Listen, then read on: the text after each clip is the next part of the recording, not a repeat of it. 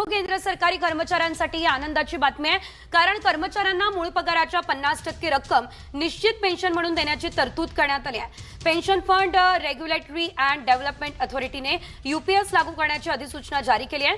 निवृत्तीपूर्वीच्या 12 महिन्यांमध्ये मिळालेल्या सरासरी मूळ पगाराच्या 50% रक्कम निश्चित पेन्शन म्हणून देण्याची तरतूद आहे। 1 एप्रिल 2025 रोजी किंवा त्यानंतर केंद्र सरकारी सेवेमध्ये भरती झालेल्या कर्मचाऱ्यांसाठी ही अधिसूचना आहे। सरकारी कर्मचाऱ्यांसाठी ही मोठी आणि आनंदाची बातमी।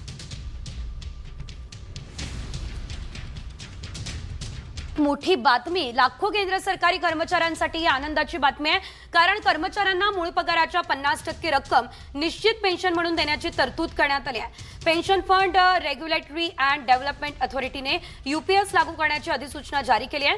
निवृत्तीपूर्वीच्या 12 महिन्यांमध्ये मिळालेल्या सरासरी मूळ पगाराच्या 50% रक्कम निश्चित पेन्शन म्हणून देण्याची तरतूद आहे। 1 एप्रिल 2025 रोजी किंवा त्यानंतर केंद्र सरकारी सेवेमध्ये भरती झालेल्या कर्मचाऱ्यांसाठी ही अधिसूचना आहे। सरकारी कर्मचाऱ्यांसाठी ही मोठी आणि आनंदाची बातमी।